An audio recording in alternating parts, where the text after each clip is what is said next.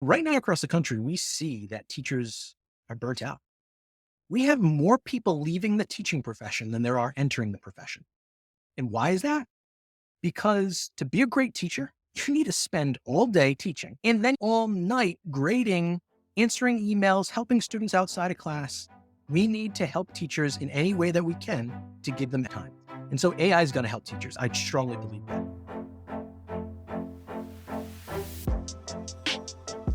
Hello and welcome everyone. I'm Sam Chappell and this is Not a Threat. This show documents practical strategies for deploying AI at work. With interviews spanning industries and professions, listeners will gain insights from business leaders who are implementing AI within their organizations, the challenges they've encountered, and how they're positioning their companies for the future. You can find a transcript of this discussion, along with other episodes, frameworks, and more at notathreat.ai. My guest today is Joe Mazzone. Joe leads product development for Coding Rooms, an interactive training platform owned by Wiley, the multinational academic publishing company.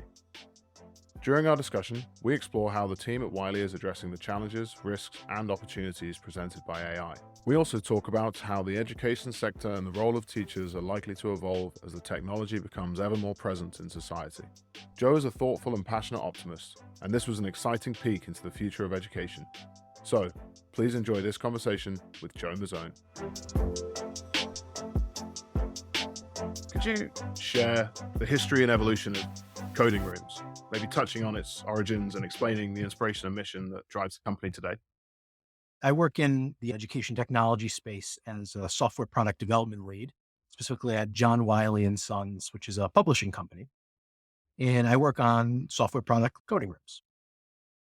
So Coding Rooms was founded by two of my good friends, Sasha and Stan Varlamov, in 2020. They're a father-son duo. The idea was really born out of the pandemic and in Sasha having some basic teaching experiences with computer programming. And so Sasha really wanted to help people teach computer science and programming online in that pandemic environment where you couldn't meet in person. And with that passion, the Coding Rooms cloud programming environment was really born. Essentially, what Coding Rooms offers is a space for instructors to teach programming and students to complete programming assignments and have some live collaboration, video conferencing, auto grading, and lots of other things. Really giving teachers the tools they need in a fully online environment to interact with their students in a more effective way. So you mentioned Wiley and Coding Rooms. Could you maybe just explain a little there about the relationship, how Coding Rooms fits into business at Wiley? Yeah, absolutely. So Coding Rooms was acquired by Wiley, and we operate as a smaller piece of the org. Specifically, we work on the computer programming environment. So when students go to do a programming lab or write some code in a Wiley product, we now power that environment. And so we are in charge of when people need programming labs, when people need cloud virtual environments, it's our team that they come in contact in order to get that done. An author may be looking for auto grading a specific programming assignment. How do I give users access to this certain software that I talk about in my title? And we're the team that makes that happen. So the practical side of the book business that Wiley has in the background, is that right?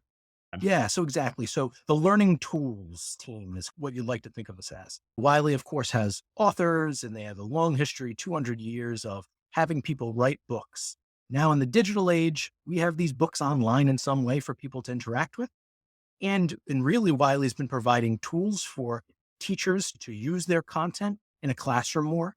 And so I work with those teams with be able to provide an interactive online textbook and a way to assess students in those environments. So even when it comes to exams and other things like that, specifically in STEM kind of environments, we help provide some of those tools for students to access the software that they need and or program right in their web browser and teachers be able to assess that work. So what's your background, Joe? How did you get to where you are today? For 10 years, I was a computer science and engineering teacher. And so I connected with Coding Rooms and Sasha and Stan as one of their first customers. So pandemic happens and I'm looking for solutions also. And I stumble upon these guys and we become friendly. And I really believed in the mission that they had to improve education with a tool like coding rooms. So I started to work with them part time. And then eventually I left teaching and became the full time product manager. And then obviously, as we went through our startup journey, we were acquired by Wiley. So, what does the rest of the team look like that you've built during your time with coding rooms? What's the makeup of that team and how large is it? Yeah. So, of course, we were different when we were a startup. Now, mainly as an entity at Wiley, the coding rooms team is really a smaller engineering team. And so I lead that team when it comes to the product vision and the engineering management aspect. I do have two engineering leads. One works on the application side in the front end piece of it. The other works on the infrastructure in the back end side. And they kind of lead the technical vision there with me. And then we have probably around six individual engineers that contribute to the product. We're really, because we're a smaller team, really collaborative, own different pieces, work and talk together every day. And then what's really cool about our team is we get to work with wider Wiley a lot. So you'll have different teams, you'll talk to different people's, right? And they're super focused on their product and maybe they don't get to interact with people. But my team, we really interact with larger Wiley teams. You can think about Wiley and Zybooks is another platform we're integrated in. We talk to those authors all the time and need to help meet their needs. So we collaborate with them. And same thing with the platform. Like I mentioned, Zybooks is one of the Wiley platforms where we have the interactive STEM textbooks, and we have to integrate our piece of the product into that platform. So we get to collaborate with those engineers and that team very often. You mentioned COVID. You were in this position, you had this issue as an educator that you were trying to continue delivering high quality education to your students. There were, I'm sure, a proliferation of tools and technology in the education space during that time. How does coding rooms differentiate itself from competitors in the space? Yeah, and I think my answer is probably why Wiley was interested in acquiring us also. And of course, there's a number of these programming environments online and ways for teachers to create assignments and auto grade. So there's lots of these tools online. And our focus and really our differentiator is that we have a really clean, easy to use interface for students and instructors. So for students, when they're going to complete work, it makes sense how to run code, how to do different things in our environment. And for instructors, if they're going to create their own assignments, of course, we have assignments that are authored by our internal team, but instructors maybe want to create some of their own things and ideas and projects they have.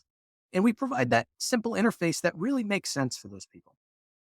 Yet we still offer something that's incredibly powerful. So any assignment that a student could perform on their normal computer by having them install X, Y, and Z, they can still do it in the coding rooms environment.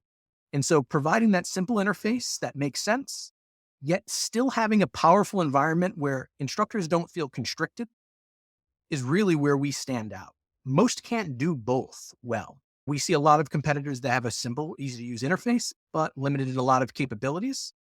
And we see other competitors that can do everything, but man, is it complicated. Mm. So, looking more broadly, we obviously talked about COVID there, but what are the most pressing challenges that you see in the education sector, especially as they're related to the teaching of STEM? And how is coding rooms addressing those? Yeah, so we see really, I would bucket it into three major challenges of education. Attendance is definitely number one. Students are just not coming to school across the country. And there was even a recent New York Times article that you can look up. And students are coming to school, and you can't learn if you're not coming to school. Another one is really the mental health concerns with today's youth, with impact social media has, increased anxiety and increased depression. We see a lot of challenges that brings into the learning environment. And the third is really tied to what we're talking a lot about here today, and probably is my team's number one focus, and that's academic integrity, or students cheating in this world of generative AI, where they can very easily go to tools on the internet and get the correct answer or have something do their work for them.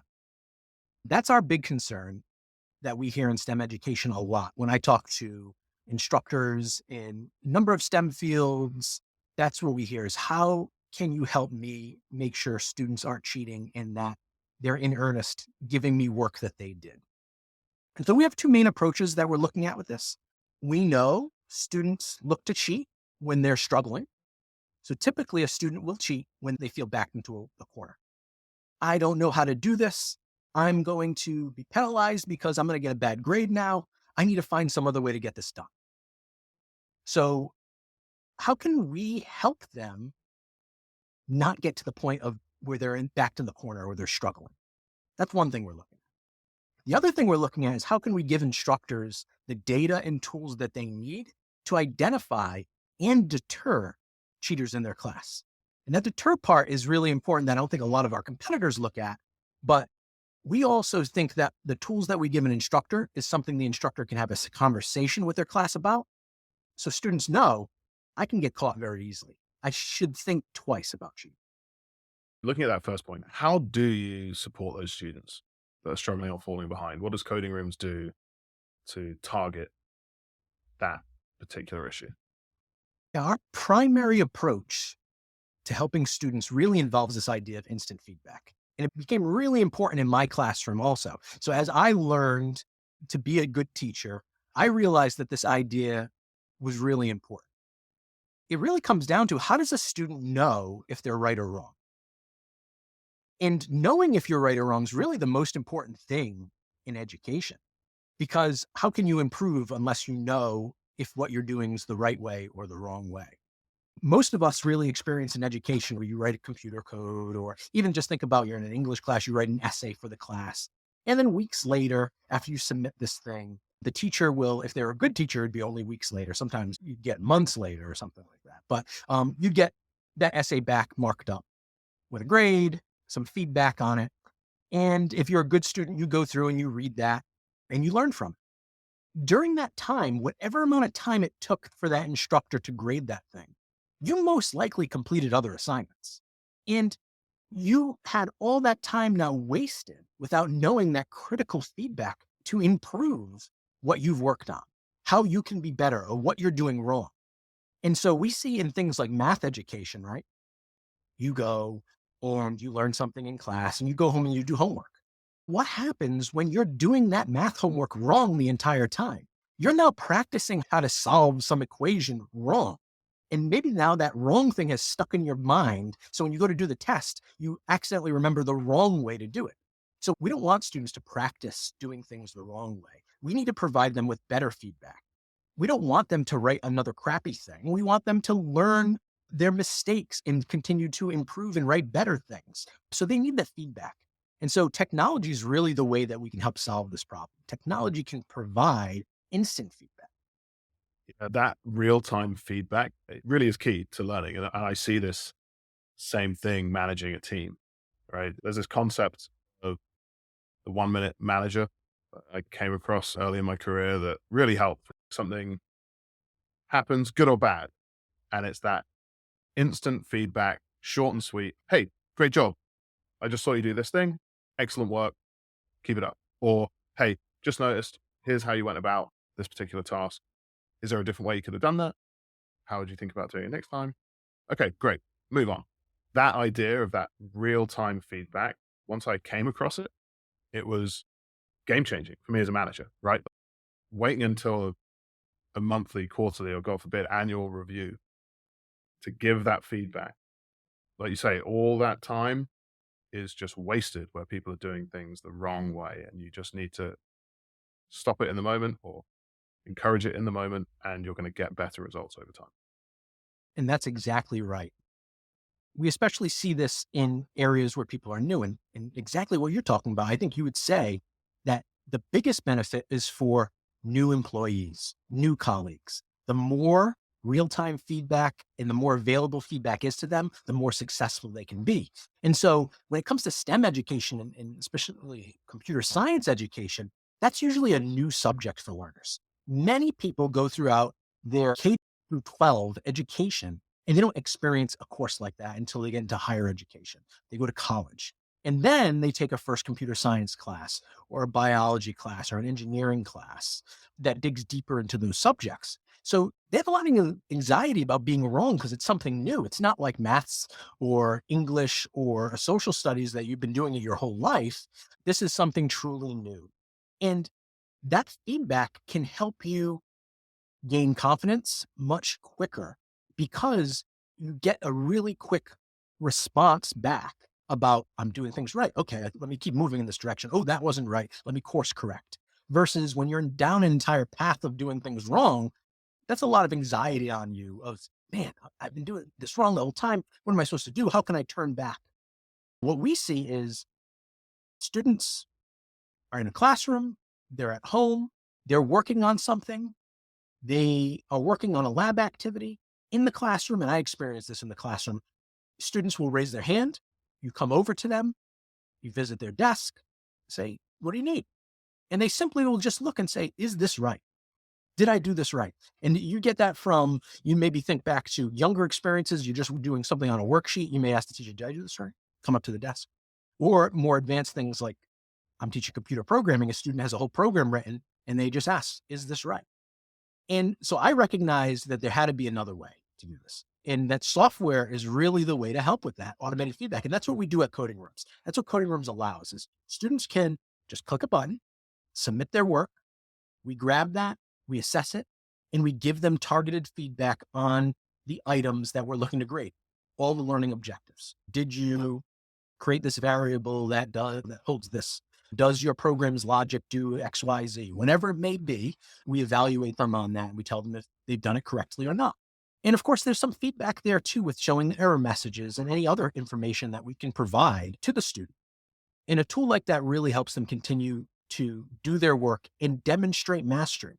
Instead of a student submitting something wrong and getting a bad grade because they just had no idea it was wrong, students can now say, oh, this is wrong. Let me improve it. Oh, yeah, let me review this material in order for me to get better at it. And now we can actually get an artifact. We can get a submission that allows the students to demonstrate their mastery instead of not knowing what they're submitting is right or wrong. So going back to that other side of what you do and what the product does, you mentioned how cheating is a big issue, especially with the rise of generative AI. How do you approach that issue? Our approach is really interesting when it comes to this academic integrity and preventing of cheating. Do you know about CAPTCHA? That thing that they say, are you a robot when you go to a website or something like that? Yeah, they call the zebra crossings and other cars in this picture. Yeah. Are there cars there? What's going on? There's a lot of people look, my grandma or someone look down and say, why is this thing ask me if I'm a robot? How does it know I'm not a robot? People wonder that. And really what it's doing, and this is the approach that we're taking with academic dishonesty, is it's just making sure you're acting like a normal human.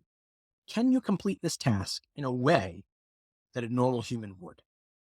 And so it's seeing that your mouse is moving and you're naturally clicking things in a certain way that isn't a programmatic pattern. Programs will do things very fast, very logical, in a certain order. Humans will do things in some random human order almost. And so we look at this kind of plagiarism, academic integrity issue in the same way. And so our coding environment tracks everything the student does, all the keystrokes that they type in, how they type it in. Now we know the speed that they're typing things in. We know when they paste something versus type something in. And when we look at the entire class's data, we can normalize what is normal behavior for a specific assignment. And of course, every assignment's different, right? So we have to do this analysis on a specific assignment. Every class might be different.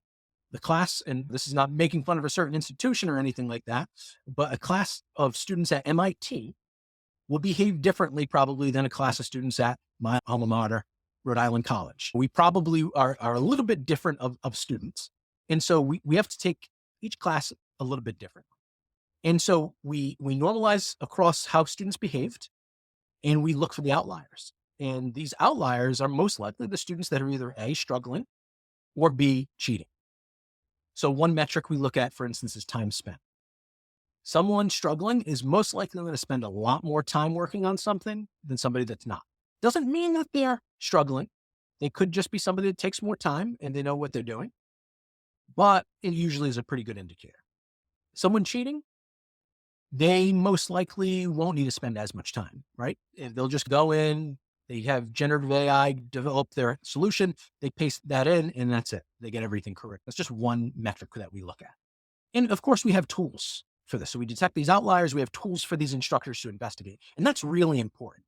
Some of our competitors were advertising things like, hey, send your students' work through this AI detector. We're going to tell you if they cheated with AI. We don't have that approach at all. Instead, we say, let's observe everything the student does. Let's find these outliers, and we're going to let you investigate. So we have tools like compare certain students, these outliers, to the rest of the class's code, see if there's similarity, compare it to some solutions that we find online, see if there's similarity with the student, run it through generative AI, see what generative AI produces. Is that solution similar to the student solution? So you can compare what the student submitted to other things out there, like their classmates and stuff online. Seeing that history, we just have a tool that we let this instructor play back what the student did. So the instructor can just watch the student paste things in, type things in, run code, submit code. We let the instructor observe that entire behavior, and we let the instructor make that decision. And then really what we found is having these tools, we encourage instructors, show your students these tools. First day of class, say, look what I can do. After you guys work here, I can actually play back everything that you did. Every time you pasted something in, you typed something in, every time you ran your code, I can see those moments in time. Isn't that cool that I can see everything? And knowing that prevents students. It's very similar to why do they put up signs, no speeding zone, or speed camera ahead, or those things that you won't get a ticket if you speed by it, but it says the speed that you're going in a certain neighborhood. It's all things just to keep in the back of your head, oh, wait, someone might be watching. I shouldn't do these things. It's the same thing here with cheating. That's how you're addressing the potential misuse of AI by the users of the platform. Could you share any AI-driven features that Coding Rooms currently has in place or is developing within the software to improve the experience for those users? That's the most exciting stuff for me is the things that we're developing baked into the products that use AI. So we mainly have two things that we're looking at with AI helping. One is generating better feedback to students. So we talked about this instant feedback. It's important. We know the quality of that feedback is even more important than just giving. How can AI help us there? And the other thing is helping instructors identify these struggling and cheating students with insights. So can we have AI analyze this information more to provide and boil up insights for instructors? Really just plain text of the student may be doing this, go check it out. So instructors have a better handle on that. When we first learned about generative AI, beginning of 23, really, everyone's kind of jumping on it. My vision of the future was this idea that everyone would have a personal teacher or tutor with them at all the time.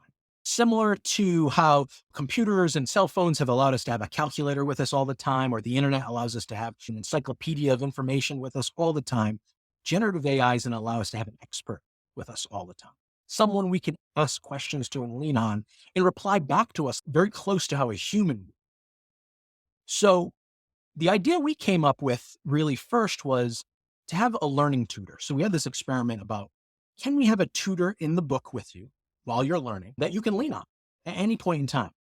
Because that's one of the challenges of when you're outside of the classroom, right? There's learning that happens outside the classroom. Your teacher's not there. You can't put your teacher in your pocket and bring them home and ask them questions. You only have that opportunity in the classroom. But can AI help with that? So Khan Academy has something very similar. So you can look at some other products out there that are doing this AI tutor stuff, really cool stuff. Khan Academy's is called Khan They have some videos, really expresses my vision, what they're looking at. But this AI tutor would know everything on the internet, right? Knows what generative AI knows when you go to ChatGPT and things like that. And then what's cool from our side, though, with the digital textbook aspect is its primary knowledge, even though it knows the internet, is what's in the textbook. What are the things the student's trying to learn? I'm AI. I know the internet. I know lots of things. Oh, and I need to help a student with the stuff that's in this textbook. And then it absorbs that content of what's in the textbook. And so it knows the entire textbook's content, And now it can help the student with those learning objectives in the textbook. The student can ask things like maybe read a paragraph in the book and it says, what the heck did that paragraph mean? I can ask the AI tutor, hey, can you explain this in another way for me? Can you rephrase this paragraph? Or you read a section in the book or an entire chapter, whatever it may be. And you ask the tutor, can you quiz me on the material that I just read? And it can do those kinds of things. And we're still experimenting with this kind of technology. We haven't released anything to public users at this time, but I really think that this is going to be some cool thing that people can have in the future. This kind of person, digital assistant that's with you, learning with you, but is somebody you can lean on because it knows everything that you may want to know. Now, one element we did release, so we haven't released anything about this kind of full tutor knowing the book and helping you through your learning. But one element we did release that's in a closed beta, it's not available to everyone, but is AI feedback on programming labs. And so I talked a little bit about, we have instant feedback and it's an important concept. We know that I'm working on specifically programming environments where students are writing code and doing assignments there. So it does some automatic grading for the instructor. It provides feedback to the students. It's really powerful, transformative. But we hear from students sometimes that the feedback isn't always the best. I don't know what the feedback meant for me to do. So if you're a student that's still struggling with that aspect, we wondered if AI could re-explain it, just like a teacher would, because that's what the student does, right? So right now, we cover a large majority of the students, get automated feedback from the system. With that feedback, they're able to move forward, do better with their assignment. But maybe there's still a portion that doesn't get it. What do they do next time they see their teacher? I ran this, the auto grading gave me this as feedback, but I still didn't know what to do with my code. So we have a system now that when students get feedback, they're prompted, hey, do you need more feedback? Do you need more information about what you did wrong or how you can make this better?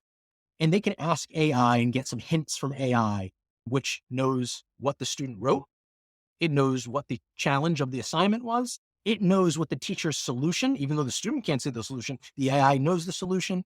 And with all that information, it can nudge the student in the right direction. The idea of a personal tutor tailored to the individual, it is really compelling. Goes back to that point of the feedback, right? It's just incredible how quickly someone would be able to develop in comparison to where we are today. But in terms of actually getting that AI into the platform, integrating it and achieving that goal, what challenges have you faced in terms of that integration and how are you overcoming them? There are certainly challenges, and I don't think anybody using AI, adding it to a software product or even just using it in your day-to-day work, you don't have some challenges. Our big one was we're set out to make sure students aren't cheating and using generative AI really to cheat. So when we add generative AI to the product, we got to make sure we're not making the problem worse. For example, we want to make sure that the AI just doesn't give the students the answer. And so for our AI generated feedback, we had to carefully make sure and tell the AI, your purpose is to never give the student the answer. You're going to help, but you can't allow them to cheat. You can't just give them the answer. And this is really hard to do. So we had to really carefully craft the prompt that we give the AI. So we essentially give the AI certain prompt to tell it its role. And we explicitly say, you are a teacher. This is what a teacher's role is in a classroom. And you're going to answer questions of students. And when they get things wrong, when it comes to our feedback, you're going to look at the feedback, you're going to look at the solution, you're going to look at the question, the assignment's prompt or question. And you need to give the student help without giving them the solution. And so we drill the AI to know that rule number one is you never give the student the solution. You just nudge them in the right direction. You say, hey, check out this line in your code and you're hitting this common issue. But it doesn't say, just change line 2 to this and it will work. The other thing was really, to be honest with you, when you talked about challenges to getting this in the platform, we needed to upskill employees. I think this is everyone's challenge. So we needed our engineers to work with this AI systems. And all this technology is new, really. So we had some people that had some experience, some that had zero experience, and we needed to train them. We did have a leader on the team, my friend Sasha that I mentioned, who's one of the co-founders of Coding Room. He really dug into generative AI immediately when ChatGPT was announced. He was the one just saying like, we got to dig into this. And he was spending long nights on his own time, just writing different little projects and doing all kinds of things. We as a larger team at Wiley asked Sasha, hey, you're really being a leader here with this. Can you develop some kind of learning materials and work with the engineers and train them on how to do this so that we can have a larger team other than just trying to lean on you to develop all this stuff? And so he did that. And it was really great learning for the team. And essentially any of the team members that wanted to step into this, they were the people that we were going to lean on to help with these other AI experiments and product features. You mentioned there in your first point around the prompting that you have to give to the system, and you don't want to make the problem of academic integrity worse. How are you addressing the issue of prompt hacking, of people trying to game the system? Prompt acting is a real issue for these AI embedded, systems in these software products. For those that don't know, what we're talking about with prompt acting is someone manipulating the AI system by giving it certain commands or information through the prompt. So if you've used ChatGPT, you know that you're going to go in, you write something to it, you ask it to do something or a question, and from that prompt, it generates a response. Its response to you is very driven by that prompt. So sure, it's funny when you go on YouTube, if you type in some prompt hacking stuff and you'll see people doing funny things with ChatGPT and getting the system to do things that it's not supposed to do or information it's not supposed to give you or fighting with it to get it to do certain things. But what happens when your main goal, like my main goal, is to have a product that users pay for and have an AI system in it that users are really expecting to behave a certain way, or we're advertising it's going to behave a certain way. We don't want someone to do some prompt hacking. That's a bad thing. That's not a good look for us. So really what we ended up doing, and we did a number of experiments to figure out the best ways to prevent this. And it's really hard because any new information you feed the AI can start to make it hallucinate and go off on a new path. So even if you set it out with certain goals and objectives, if you continue to poke at it enough, you can change its goals and objectives. So we address this by limiting the ways that students can interact with the AI. And so everything that we have out there in the wild right now, we limit those interactions. That's one of the reasons why we don't have the full tutor out just yet, because we don't know the best ways to limit those interactions yet. So for the AI feedback on the assignments, what we did is instead of providing students with a text box where they can type whatever they want and ask the AI anything that they want, we instead just provided two buttons. Feedback was generated by our system as normal that we've been doing for years. But then an AI help thing comes up and it says, would you like us to explain this a different way? Would you like the AI to provide you with more details? And we have a couple other prompts that may come up, but it's very specific prompts that students can click on, and we feed it to the AI. And then the AI, based off of those things, will generate some new information for the student. Does this always work perfect? Also, no. If the student just keeps clicking these things, they'll end up getting some of the same responses from the AI because there's only so many ways you can re-say a sentence or re-explain information. But we have found so far with the research we've done that students have said, oh, that was pretty helpful. There was something that I didn't get. And by having the AI re-explain it a couple times to me, I was finally able to understand where I was going wrong. You mentioned there the possibility that the AI could hallucinate and go off track. And it has this whole world of data and knowledge that it could potentially tap into that's completely unrelated to the subject at hand. How do you balance the benefits and drawbacks of using general purpose AI versus AI that's trained on a limited knowledge base? This is going to be a really important area of research when it comes to leveraging AI technology, in my eyes. All the research right now points to, and all the stuff that we're trying to use across all products that you're using AI in, everyone's using a general purpose AI. It essentially has the knowledge of the internet. And we've seen that it having just all this general knowledge, it makes it better at most tasks. You can give it lots of different tasks and it makes it pretty good at those tasks. And this is because the more context and knowledge you have about different things, the more ways you can apply all kinds of knowledge to new situations. Just like you think of with normal human knowledge, right? Someone that knows lots of different things can apply all those that different pieces of knowledge to different situations. However, I think there's a balance. And so what we've seen at Wiley and what we're really excited about with Coding Rooms and Wiley's products is if we can give this AI very specific content, like all the information in the textbook, and we tell it, what we want you to remember is that you primarily know and care about this content that's in this book. That is going to be your general knowledge. It might be able to help solve more targeted problems better. For instance, in our case of a tutor and providing feedback, it needs to know that its context is mainly around this certain knowledge base of this certain amount of information. It's definitely not my job as more of a general software engineer for the platform and leading these software engineers. But people working on the AI systems, I'm really curious to see how they're going to help us solve those problems, how they're going to help us feed the AI some more specific information while keeping its base knowledge general about all things. Yeah, I'm really interested to understand a little bit more about the use of AI internally, right? So looking at those internal operations, are there any tasks or processes where you've used the technology to help advance the goals of the business? Absolutely.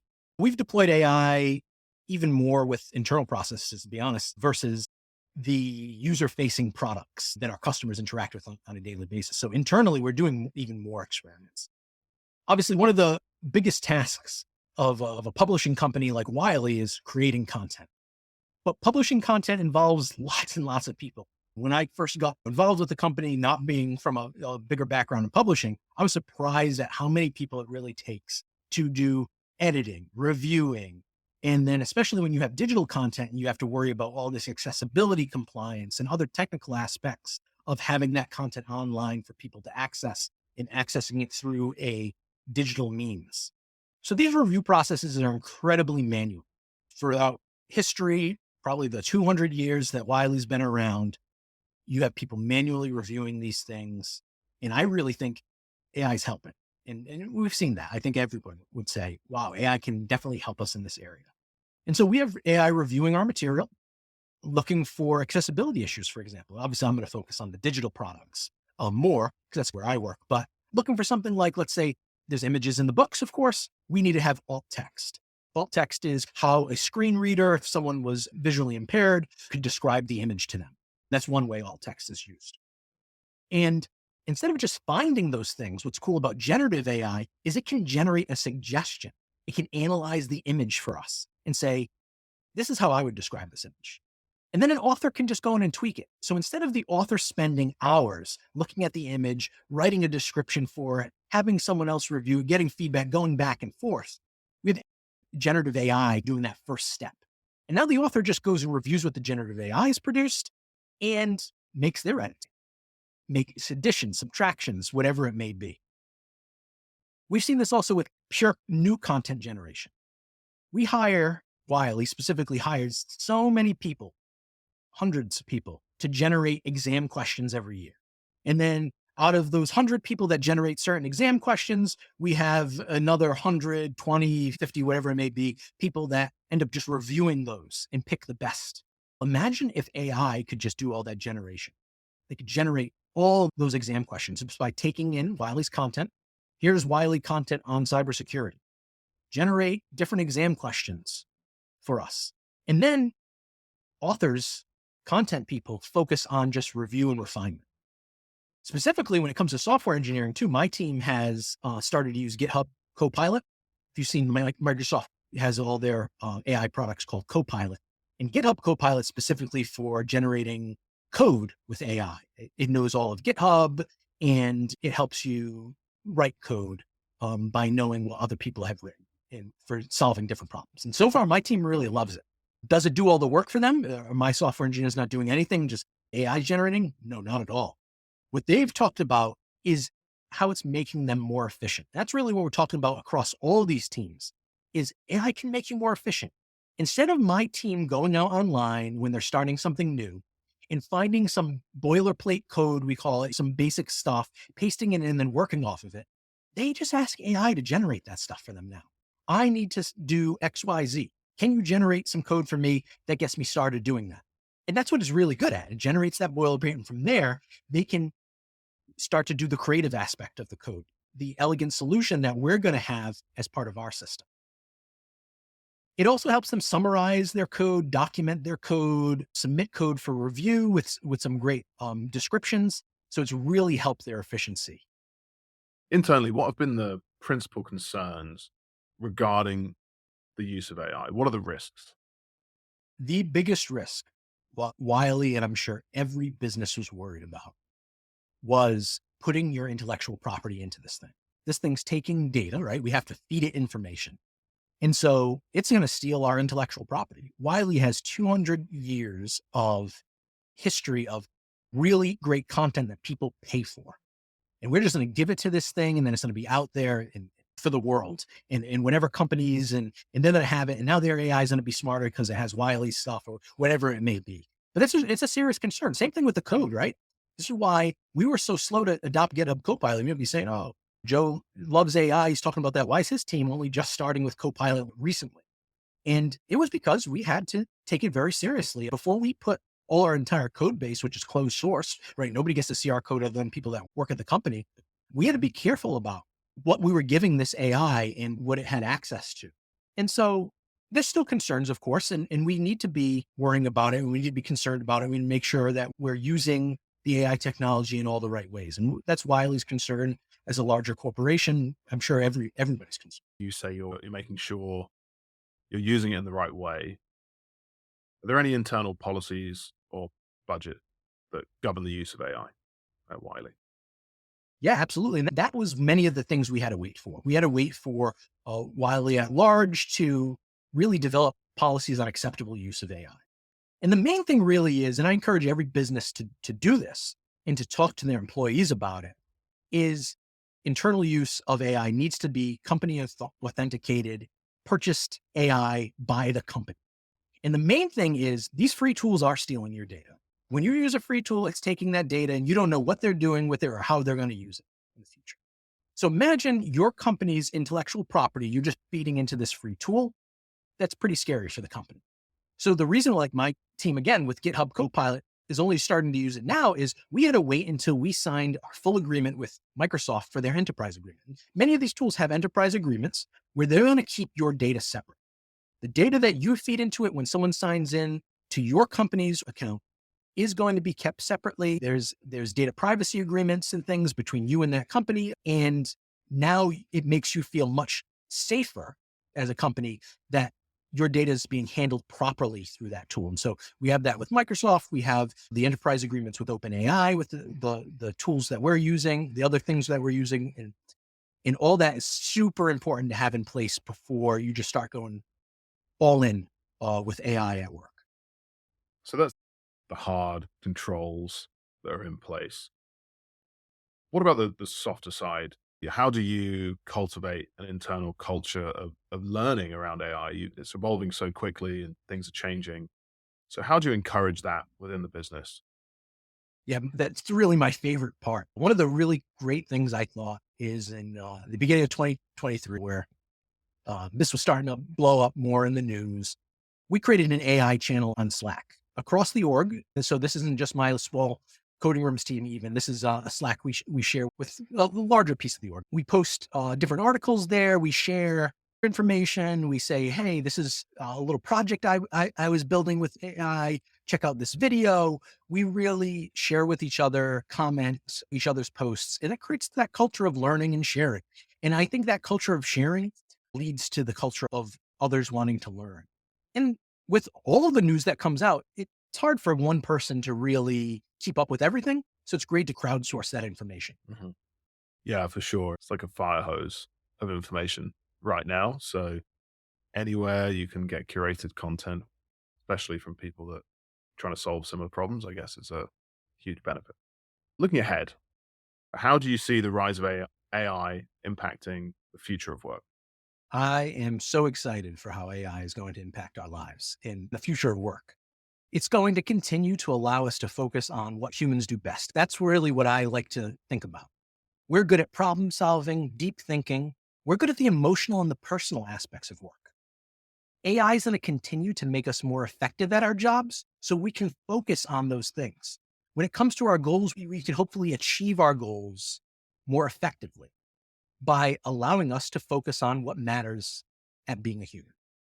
What do you say to people that are maybe concerned about how this technology is going to replace us? Specifically, let's look at the Coding Rooms platform. What impact is that going to have on the traditional teaching model? Is this ultimately going to replace teachers? That's obviously the biggest concern. We've had that even for years now with the instant feedback.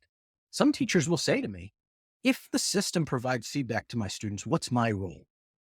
And I talk to them about how there's so much more that they can do as a teacher. And there's so much more color that they can add to the classroom when they don't have to spend time on addressing every individual student every time they have a question. So right now across the country, we see that teachers are burnt out. We have more people leaving the teaching profession than there are entering the profession. And why is that? Because to be a great teacher, you need to spend all day teaching. Then you go home, maybe you have dinner, and then you're going to spend all night grading, answering emails, helping students outside of class. So pretty much teachers, Monday through Friday, and a lot in the weekend, are working all day long, all night long. And in the summers, yeah, we like to say, oh, teachers get summers off. They have these extra vacations. Well, guess what? They have no time to write the curriculum or what they're going to be doing in the classroom other than when they're on vacation weeks and during the summertime. So they're busy all day, and teachers need to be more efficient. We need to help teachers in any way that we can to give them as much time. And so AI is going to help teachers. I strongly believe that. And yeah, the teaching model will change, just like how the internet's changed the teaching model, right? We now have more asynchronous learning opportunities. 100 years ago, you only probably learned if you could read it in a book or when you were standing in front of your teacher lecturing. That was it. Now we have so many opportunities for asynchronous learning. Teachers can assign YouTube videos for you to watch, other learning activities for you to do outside of the classroom. So much you can do. And then, of course, with the coding room system and lots of the products we have at Wiley, you can get that instant feedback without your teacher standing there. What's the primary role of the teacher? Are they supposed to be the gatekeeper of knowledge like it was 100 years ago? I'd like to think not. And I'd like to think that AI is going to help those teachers with all the things that they need help with. And what's the teacher going to be? They're going to be that human connection in the classroom. They're going to be the spark that inspires students still. They're going to be a connection that a student needs when they're not getting it from the other systems. That human connection where the teacher can look in the student's eyes and understand how they need to know it. We will still always need. What about those more junior employees, people who are just entering the workforce, maybe don't have skills and experience, and the work that AI is going to replace could be an excellent ground for them to develop those skills. So, what does the rise of AI mean for those junior employees with the potential loss of entry level or low skilled work? This is what I would say is probably your primary focus on this podcast. AI is not a threat here. And that's what everyone's concern is, right? Everything that everyone's worried about is, oh my God, it's going to take my job. I love studying technology throughout history, and people have been saying that forever. From a man first picking up a stick through the Industrial Revolution, oh my God, technology is stealing our jobs. Yet here we are, still a society of humans. So skills and what's considered entry level has changed throughout all of human history, and AI is going to be another big change for that.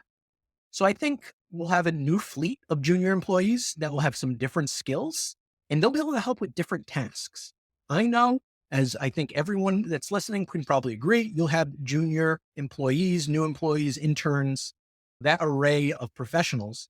And sometimes you have a lot going on and you go, I wish I could just assign this to those people, but they don't have the skills yet.